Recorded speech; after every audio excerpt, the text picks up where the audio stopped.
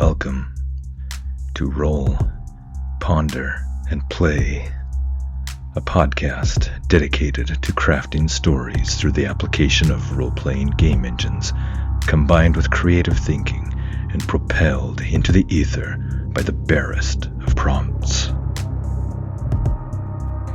I'm Jared Hess, taking on all the roles of Game Master, Solo Player, Author, and Narrator.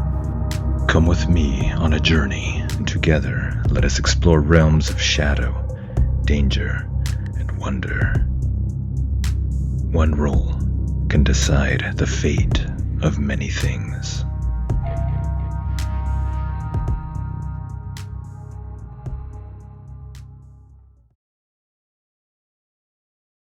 Welcome to the prologue of the Queen of Shadows podcast on Roll, Ponder, and Play. I'm Jared Hess, your friendly neighborhood game master, solo player, author, and narrator. In our previous episode, our session 0, if you will, we met Eilwen, our main character and protagonist, a young huntress of Frostbridge in her late teens.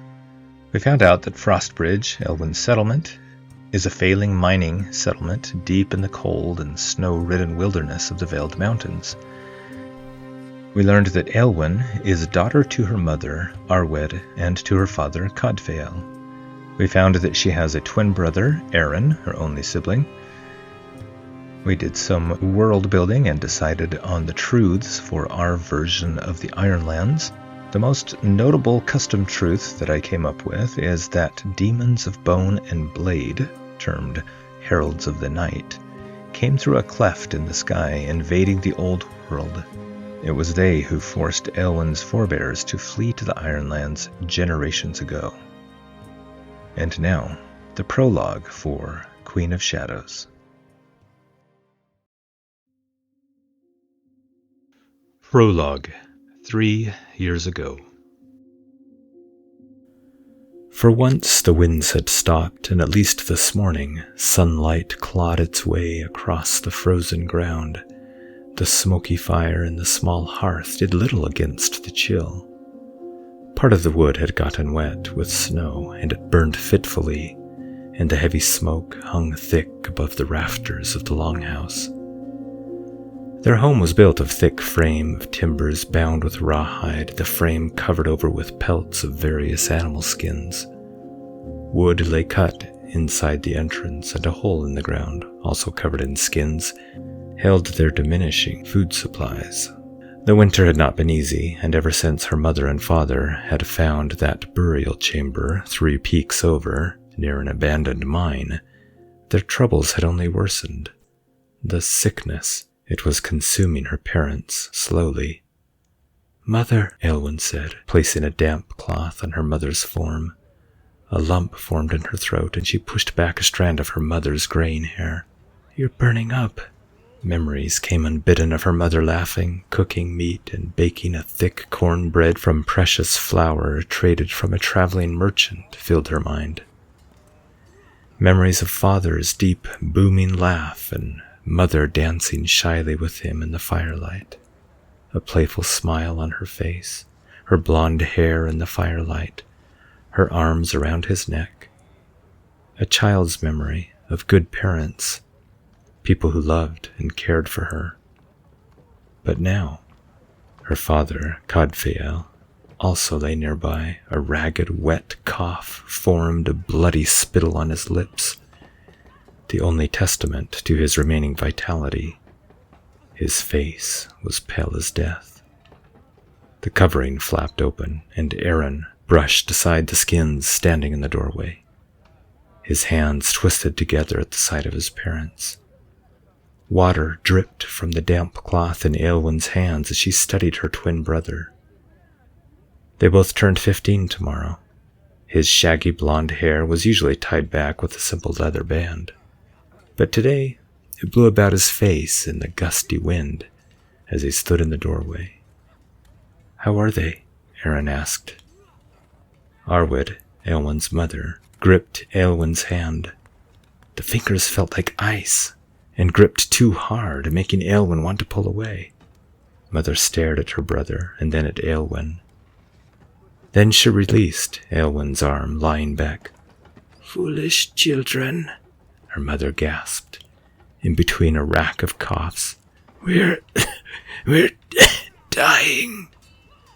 More coughing. Eilwen shook her head, her braid of luxurious hair swinging back and forth. She could not accept this. "You can't leave us." "It is true, daughter. Death comes to all of us." "But you," she touched Eilwen's face and whispered, pulling her close, speaking more softly. "You are special." Eilwen glanced at her brother.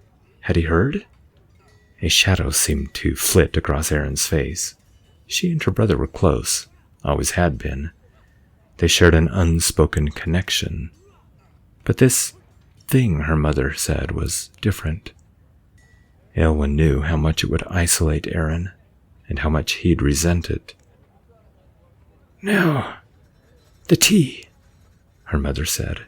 Eilwen nodded, and both she and Aron helped her mother sit up. Then Eilwen poured some hot tea into a wooden cup, and helped her mother's trembling hands hold it to her chapped and bleeding lips. The tea helped the cough subside for a little while, but they were running out of powder. Eventually, her mother waved her away with a weak hand. "Enough, child. I would speak to you." Eilwen nodded and moved back. Her mother's bedclothes smelled of sweat and grime anyway, and the stench nearly made her gag. This sick house needed airing. Eilwen rose and pulled aside one of the skins covering a window. The rare golden light shone in a patch. A rare gift of the gods, to be sure. She moved her hand in the sunlight and loved feeling the warmth on her skin and on her face. "Aron, see that box there under my bed? Bring it here." Mother pointed to a spot on the floor near the sunlight. Aron did as she bid him. Eilwen watched curiously. She had seen the chest many times, of course, but it had always been locked. Her mother never spoke of it, never mentioned it, though she would touch it sometimes and look at Eilwen, her gaze far away. Eilwen frowned. Hadn't she tried to open it? Or, well, she had at least meant to. She remembered that now. But strangely, whenever she actually settled down to it, something else always seemed to come up, and she'd somehow forget about the chest for a few days. What an odd sensation. Father groaned in his cot nearby, and Eilwen shifted uncomfortably at her mother's stare. She could feel her brother looking at her, giving her a sidelong look. "You, Eilwen, are more than just a mere huntress, little one," her mother whispered, and then a single tear leaked from each of her mother's blue eyes.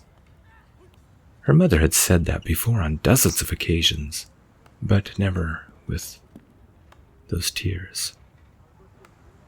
"I've taught you the verse, daughter. I know you know it, but recite it. Recite the verse." "Mother, Do it, child. Do it for me." Eilwen swallowed and whispered the verse as she stared at the smoking fire and the golden patch of sunlight that creeped towards the box on the floor. "Circlet of old, cleft asunder, crown of gold and kingdom bold, rent in twain, blood and pain by herald's bite and bitter blade. Warriors fearful fought and helpless fail amid the warsome flood and nightmare. The land bereft of hope, rolled in blood, survivors fled cross foaming sea, protecting hearth and home and ragged royalty. The haves were lost, and at such a cost. Thus lacking light, leaders did hide, and family, kith, and kin did scatter wide. Find the haves, make them whole, unite the clans, and bring to light forgotten vows lost in tiresome night." "Mother," Aron said, putting some more sticks on the fire. That verse, what does it mean? Eilwen had heard the verse at least 100 times and had wondered about it even more. But Mother only spoke of it when they were alone.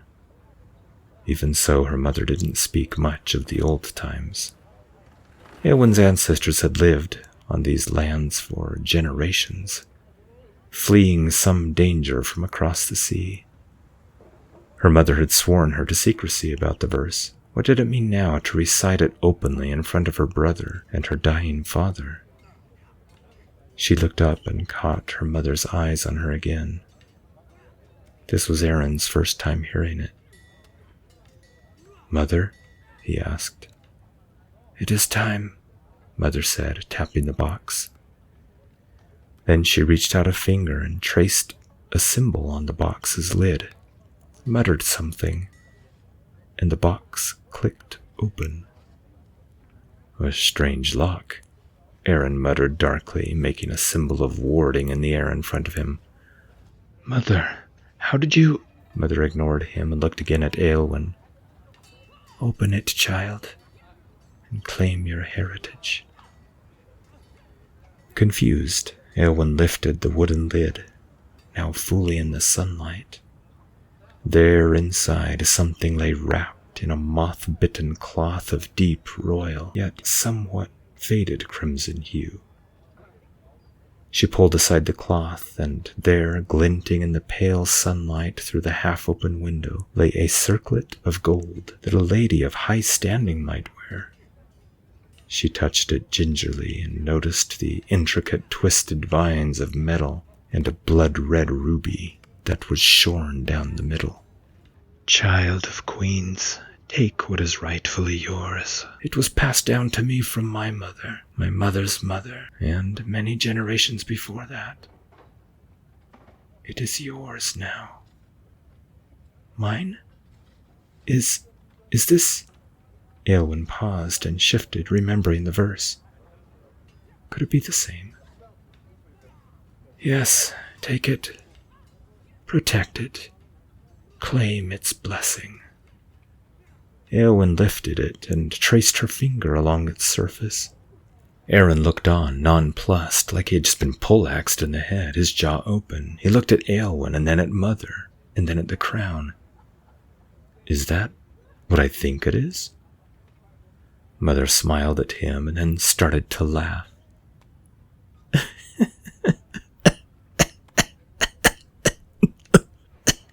It devolved into a fit of coughing and giggles with coughing winning out. She lay back on the bed and wiped away blood from her lips, and a weak hand wiped away the sweat on her forehead.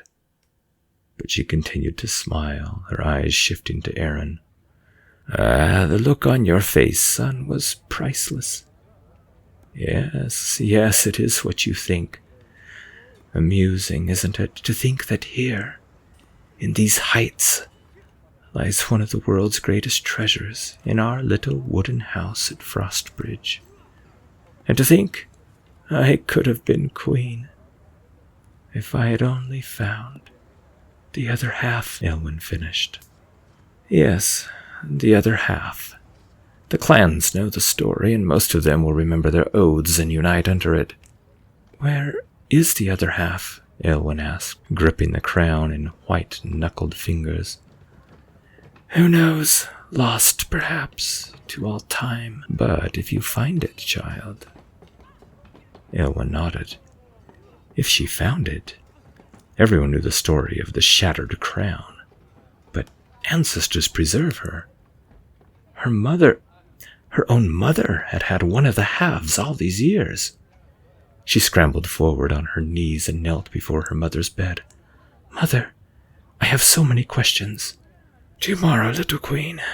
Now, I must rest. Tomorrow we'll speak more." "Mother, what of me?" Aron asked. "Have you no gift for me?" Mother's piercing blue eyes held his, and he eventually dropped his gaze. "Royalty only passed from mother to daughter, my son. But your sister, she will need your help. your confidence, your aid. I give you the burden of service to the crown, for your sister upon my death is your future queen, like it or not. The question is, will you help her? Will you? Aron looked to Eilwen and then back to Mother. A long moment passed where only the crackle and hiss of the fire was heard. And then he nodded, drawing fist to chest in respect. I swear it. Good, very good, she smiled and lay her head back on her pillow. You have made my mind more at ease, Aron. That is very good. And now, I must rest. Tomorrow, children, we'll talk. But tomorrow never came for Eilwen's mother, Arwed, queen of a broken kingdom. She died early the next morning, never speaking another word to her son and daughter. The next morning, kneeling over her mother's still and cold body, Eilwen looked down at the face of her mother, a white face now, lips pale from the cold. Nearby, her ailing father coughed raggedly until his breath came in wheezes. There in the cold, Eilwen, daughter of queens, dressed in leathers and a bear-hide cloak, held the ruined crown in one hand and her long hunting knife in the other, and vowed on the iron blade to find the other half of the lost crown. When the time was right, she would leave Frostbridge.